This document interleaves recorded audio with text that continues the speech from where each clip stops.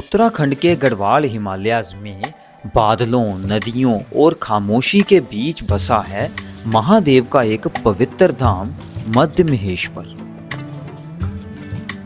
पंच केदार में से सेकंड केदार, जहां महादेव खुद प्रकृति की गोद में विराजमान है।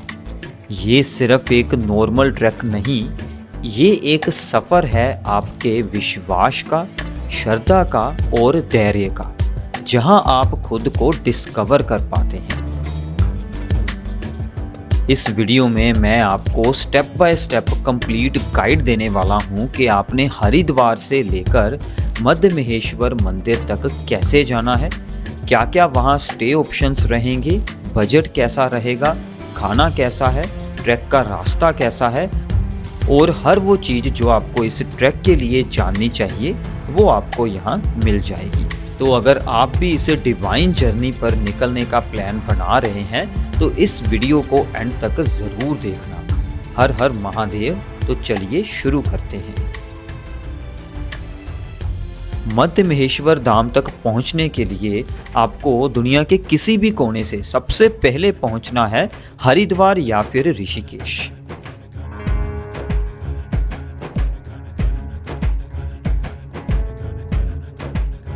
जहां से आप बाय बस या फिर शेयर टैक्सी ऊखीमठ तक जा सकते हैं।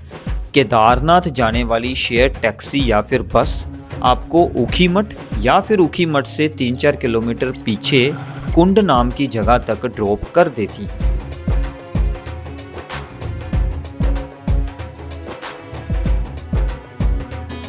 वहां से आप लोगों ने जाना है ऊखीमठ से रांसी, जिसके लिए आपको शेयर टैक्सी ईजिली ऊखीमठ से मिल जाती है। वो आपको तकरीबन आधे घंटे में रांसी पहुंचा देते हैं।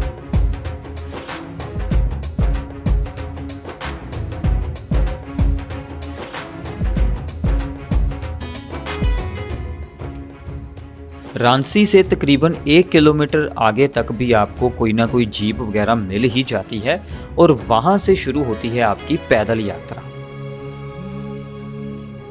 ये यात्रा तकरीबन 18 से 20 किलोमीटर की है, जो एक नॉर्मल व्यक्ति तकरीबन 10 से 12 घंटे में आराम से कंप्लीट कर सकता है। आपको इस यात्रा के दौरान कौन कौन सा ज़रूरी सामान है जो आपके पास होना ही चाहिए। एक अच्छा comfortable and light weight trekking bag ज़रूर रखिए। 2 से 3 ड्राई फिट टी शर्ट्स आपके पास हों। 2 ट्रैकिंग पैंट्स या फिर कोई कंफर्टेबल पैजामा वगैरह साथ में रख लें। जीन्स को ट्रैकिंग में अवॉइड कीजिए तो बेहतर रहेगा। इसके अलावा आपके पास एक टॉर्च, पावर बैंक और रेनकोट होना बहुत ही ज़रूरी है, क्योंकि आपको अंधेरे में बारिश के बीच ट्रैकिंग करनी पड़ सकती है। तो टॉर्च, रेनकोट काम आता है। ऊपर इलेक्ट्रिसिटी होती नहीं तो पावर बैंक आपके बहुत काम आएगा। इसके अलावा अपनी ज़रूरी मेडिसिन से ज़रूर रखें, जिसमें कि फ़ीवर की, जुकाम की, स्टमक अपसेट वगैरह की, ऐसी सभी आपकी ज़रूरी मेडिसिन और साथ में फ़र्स्ट एड किट का सामान आपके पास होना चाहिए। जितना हो सके कोशिश कीजिए कि आप अपने बैग को लाइट वेट रखें। इसके अलावा आपके पास एक अच्छे ग्रिप वाले, अच्छे सोल वाले शूज़ होने चाहिए, जिसमें आपका पैर स्लिप ना करे और आप एक लंबे ट्रैक को आसानी से यह कर पाएँ। अगर वाटरप्रूफ शूज़ हो जाएं तो काफ़ी बढ़िया रहेगा। और आपको साथ में एक वार्म जैकेट रखनी है, क्योंकि ऊपर ठंड रहती है। अगर आपको ज़्यादा ठंड फील होती है तो आप एक स्वेटर भी रख सकते हैं जैकेट के साथ पहनने के लिए। और इमरजेंसी के लिए कुछ खाने का सामान, जैसे कुछ ड्राई फ्रूट वगैरह ज़रूर रख लेना। और आपके पास एक पानी की अच्छी बोतल हो जो आप लोग बार बार रिफ़िल कर पाएँ। अगर हम स्टे की बात करें तो ऋषिकेश और हरिद्वार में आपको 400-500 में डॉर्मेट्री या फिर 700-800 में अच्छा रूम मिल जाता है। ऋषिकेश और हरिद्वार के बाद आप लोग पहुंचेंगे रांसी विलेज या फिर ऊखीमठ।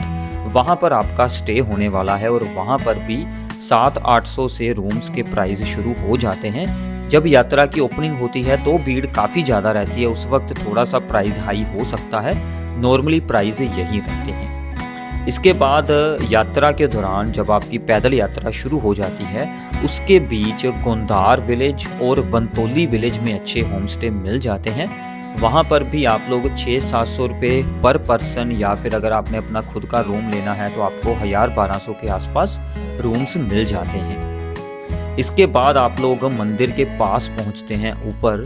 तो मंदिर के पास आपको काफ़ी बेसिक फैसिलिटी ही मिलेगी। शेयर्ड रूम बने होते हैं, एक रूम में 5-6 लोग सोते हैं, या फिर आपको बाहर एक टेंट मिल सकता है और उसमें भी 2 से 3 लोग सोते हैं। तो वहाँ पर 500-600 रुपये पर पर्सन के हिसाब से ही किराया चलता है। तो इस तरह से आपको काफ़ी बढ़िया स्टे ऑप्शंस मिल ही जाते हैं। और हाँ, 1-2 बातों का आप लोगों ने ध्यान रखना है कि ऊपर मंदिर के पास इलेक्ट्रिसिटी पिछले साल तक तो थी नहीं, तो वहाँ पर बैटरीज वगैरह चार्ज करके ही इलेक्ट्रिसिटी यूज़ की जाती थी, या फिर काफ़ी लिमिटेड इलेक्ट्रिसिटी वहाँ पर मिलती है। तो आप लोगों ने कोई 5 स्टार फैसिलिटीज़ के बारे में सोचकर बिल्कुल नहीं जाना है। ये एक यात्रा है, तो यात्रा में आपको बेसिक फैसिलिटीज़ ही मिलने वाली हैं। तो इसके अलावा वहाँ पर आपको खाना भी बेसिक मिलेगा, बट अच्छा होता है, साफ़ सुथरा खाना मिल जाता है। बट आपको दाल चावल, पराठा, मैगी, चाय वगैरह बेसिक खाना वहाँ पर ईज़िली मिल जाता है। प्राइजेस थोड़े हाई रहते हैं, बट इतनी हाइट पर अगर आपके लिए कोई खाने का इंतज़ाम कर रहा है तो वो भी काफ़ी बड़ी बात होती है। अगर आप इसे एक नॉर्मल ट्रैक की तरह देखेंगे तो आपको ये काफ़ी मुश्किल लगने वाला है, पर अगर आप खुद को महादेव को समर्पित करके हर कदम के साथ भगवान शिव का नाम लेते हुए चलेंगे तो आपकी हर मुश्किल आसान हो जाएगी। शुरुआत के 4-5 किलोमीटर इजी है, आपने नीचे उतरना होता है और गुंदार विलेज तक ऐसा ही रास्ता आपको मिलता है। इसके बाद आप रिवर को क्रॉस करके वनतोली विलेज की तरफ पहुंचते हैं। वनतोली के बाद 9 से 10 किलोमीटर का रास्ता सीधी खड़ी चढ़ाई जैसा ही है और काफ़ी मुश्किल है। लास्ट का 1 किलोमीटर इजी है, बट ये जो बीच के 9 से 10 किलोमीटर हैं यही सबसे मुश्किल पार्ट है इस ट्रैक का। सो भी अब बात करते हैं कि हमारी डे वाइज ट्रिप कैसी रही, तो आपको भी आइडिया मिल जाएगा कि आपका ये पूरी यात्रा किस तरह से रहने वाली है। तो सबसे पहले हम रात की ट्रेन पकड़कर सुबह पहुंच गए हरिद्वार। हरिद्वार के स्टेशन के बाहर से हमें एक शेयर्ड टैक्सी मिल गई जो कि केदारनाथ की तरफ जा रही थी।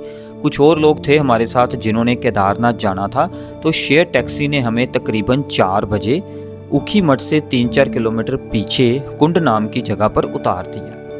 तो हमें आइडिया था नहीं कि अब हम ऊखीमठ तक कैसे जाएंगे, बट हमारी किस्मत अच्छी थी, हमें एक लिफ्ट मिल गई जिसने हमें ऊखीमठ तक पहुंचा दिया। ऊखीमठ के बाज़ार से रांसी विलेज के लिए शेयर टैक्सीज चलती रहती हैं टाइम टू टाइम। तो वहाँ से हम लोग टैक्सी पकड़ के पहुँच गए रांसी विलेज। हरिद्वार से ऊखीमठ तक का किराया हमारा तकरीबन 800 रुपये पर पर्सन था और ऊखीमठ से रांसी तक का हमारा किराया लगभग 150 से 200 रुपये पर पर्सन रहा। रांसी पहुंचते हमें शाम हो चुकी थी, 6-7 बजने वाले थे, तो हमने डिसाइड किया यहीं पर आज का स्टे करते हैं। रांसी में हमने एक डिसेंट सा रूम ले लिया क्योंकि हमें सुबह ट्रैक करना था तो हमें आराम की ज़रूरत थी। यहाँ पर आपको 800 से लेकर 1200 के बीच अच्छा रूम मिल जाता है। सुबह हम जल्दी उठे और अपनी चाय वगैरह पी के हम ट्रैक पर जाने के लिए तैयार हो चुके थे।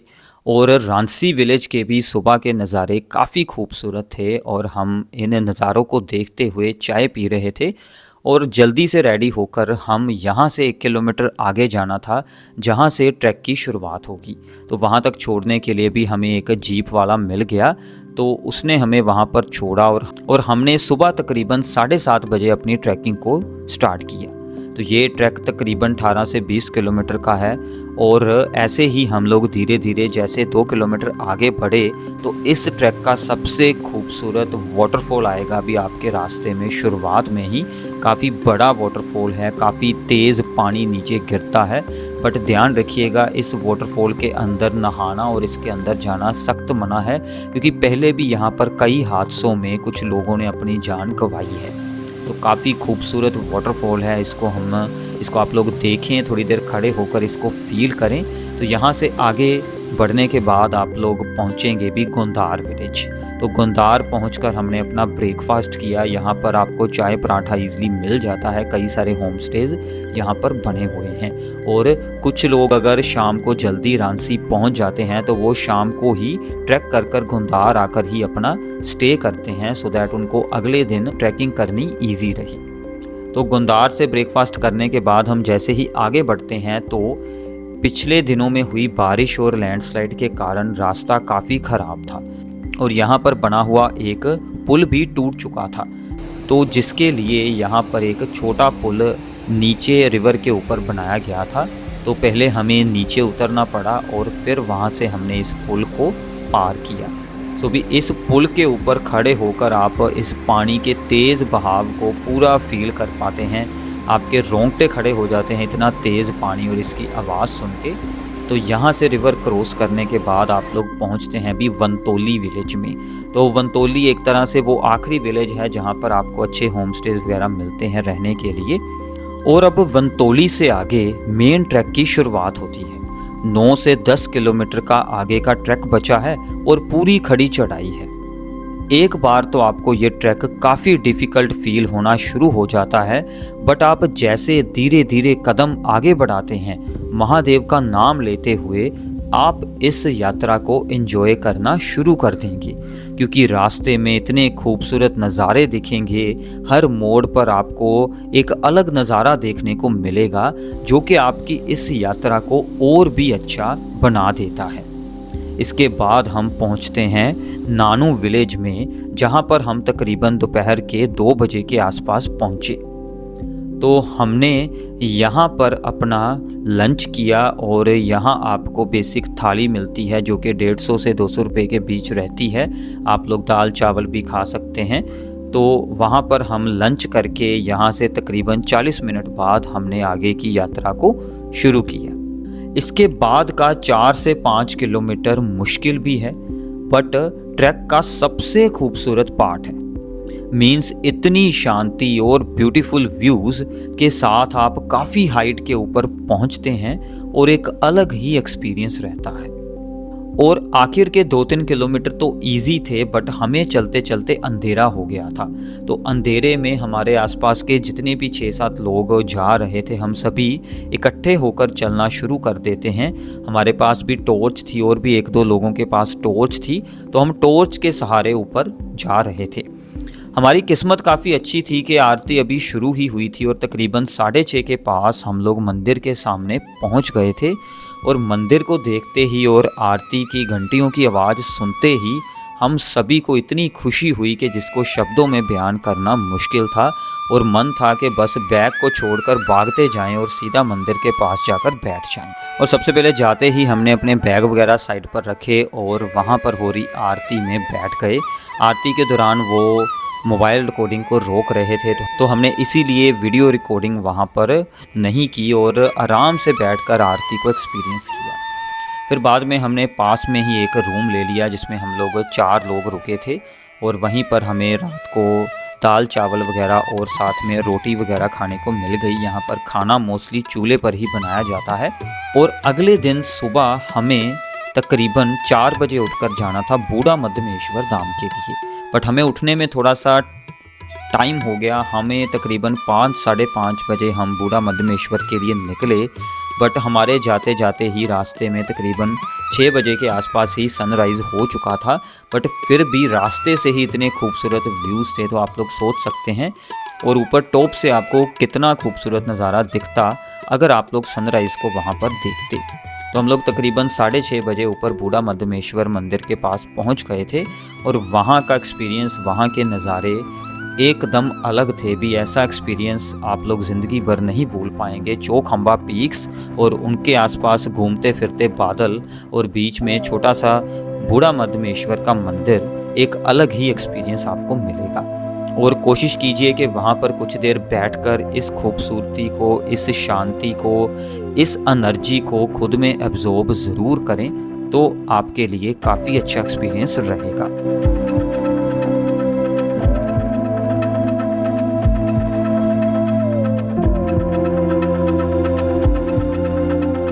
बूढ़ा मद्दमेश्वर मंदिर से नीचे उतरकर हमने मद्दमेश्वर मंदिर में दर्शन किए, वहाँ पर पूजा की और वहाँ से हमने अपनी सेम डे ही वापसी के लिए ट्रैकिंग शुरू कर दी। और ट्रैवलिंग की सबसे अच्छी बात यह है कि आपको नए लोगों से मिलने का मौका मिलता है और ऐसे ही वापसी में हमें भी कुछ अच्छे दोस्त मिल गए।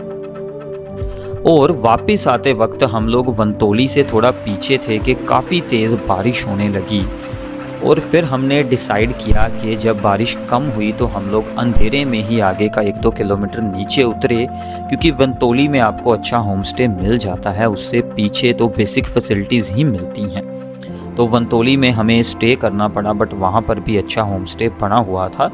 तो वंतोली से हम लोग फिर अगले दिन रांसी तक पहुँचे और रांसी से हमने शेयर टैक्सी लेकर ऊखीमठ चले गए। अब ऊखीमठ के बारे में एक और इम्पोर्टेंट बात है कि ऊखीमठ से आप लोग आगे के जो और भी केदार हैं वहाँ पर भी जा सकते हैं। तो हमने फैसला किया कि आगे हम लोग जाएंगे टुंगनाथ महादेव की यात्रा के लिए। अब बात करते हैं कि आपका इस ट्रिप का बजट क्या रहने वाला है। भी हम लोग अगर शुरुआत से बात करें तो हरिद्वार से लेकर ऊखीमठ तक आपका लगभग 800 से 1000 तक का टैक्सी का किराया रहेगा। फिर आगे के लिए आपका 150 से 200 रांसी विलेज तक का किराया रहने वाला है। तो आप लोग मान सकते हैं कि लगभग 1200 रुपये में आप लोग हरिद्वार से रांसी पहुंचते हैं और 1200 रुपये आपको वापसी में भी चाहिए होंगे, तो लगभग 2400 रुपये आपके यहीं बन जाएंगे। और फिर आपका भी वहाँ पर स्टे करेंगे, अगर आप लोग 2 लोग हैं तो आप लोग एक रूम में स्टे कर सकते हैं, तो आपको लगभग 1000 रुपये में हर जगह पर रूम मिलता है। तो इसका भी तकरीबन आप लोग पर पर्सन के हिसाब से 1500 रुपये मानकर चलो। फिर आपका खाने पीने का ट्रैक के दौरान थोड़ा सा हाई एक्सपेंस रहता है, क्योंकि ऊपर हाइट पर सभी चीज़ों के प्राइजेस हाई होते हैं। तो पूरे ट्रिप का आप लोग अप्रॉक्सीमेटली 2000 से लेकर 2500 रुपये खाने का बीच में ऐड कर सकते हैं। तो ऐसे आपको ये 6 से 7000 में हरिद्वार टू हरिद्वार ये ट्रिप रहने वाला है। बाकी आपके ऊपर डिपेंड करता है कि आप कैसी जगह पर रहते हो, कैसा खाते हो, तो उससे आप लोग अपने थोड़े बहुत पैसे को सेव कर सकते हैं। बट अप्रॉक्सीमेटली 5 से लेकर 7000 रुपये आपके हरिद्वार टू हरिद्वार आराम से लग ही जाएंगे। ऋषिकेश से ऋषिकेश ये यात्रा आपकी तकरीबन 4 दिन में कंप्लीट हो जाएगी और जिसमें आपका 5 से 6000 रुपये तक का खर्चा आएगा। और इस साल ये यात्रा 21 मई से शुरू होने वाली है। तो बाकी जो आपने भी हरिद्वार तक आना है, वहाँ पर अगर आपने कोई स्टे करना है तो उसका एक्सपेंस आपका कुछ अलग से रहेगा। तो वो सब कुछ ऐड ऑन कर आपका तकरीबन 10,000 तक इस ट्रिप का आपके घर से चलने के बाद खर्चा हो सकता है। तो इस बात को ध्यान में रख कर आइएगा। अब बात आती है अभी इस धाम तक जाने के लिए बेस्ट टाइम क्या रहेगा। तो ये यात्रा तकरीबन मई महीने से लेकर अक्टूबर तक चलती है। तो बीच में जो मॉनसून का टाइम आता है कि लेट जुलाई से लेकर अगस्त तक जो मॉनसून का टाइम होता है, उसमें आपने अवॉइड करना है। उसके बिना आप लोग किसी भी टाइम यहाँ पर जा सकते हैं। बट आई थिंक यात्रा की ओपनिंग के बाद आप लोग जून में जाएं, वो भी काफ़ी अच्छा है, या फिर आप लोग सितंबर अक्टूबर में जाएं, वो भी काफ़ी आपके लिए अच्छा रहेगा। अगर आपने भीड़ भाड़ से बिना जाना है कि जब भीड़ ना हो, तो आपके लिए सितंबर अक्टूबर सबसे बेस्ट ऑप्शन है। थोड़ी सी ठंड ज़्यादा हो जाती है बट उस वक्त भीड़ काफ़ी कम ही रहती है। नेटवर्क वगैरह की बात करें तो रास्ते में आधे रास्ते तक तकरीबन गुंडार वंतोली विलेज तक आपको काफ़ी वीक नेटवर्क सिग्नल मिलते रहते हैं। बट ऊपर जाकर आपका सिग्नल ऑलमोस्ट ना के बराबर ही रहेगा। BSNL वगैरह वहाँ पर थोड़ा बहुत चल जाता है, आपने अगर घर में फ़ोन करना हो तो वहाँ से हो सकता है। तो ये तो है ही, अगर ऐसी खूबसूरत जगहों पर जाना है तो मोबाइल से दूर रहेंगे तो काफ़ी बेहतर रहेगा, तो ही हमें यात्रा का असली और अच्छा एक्सपीरियंस मिलता है।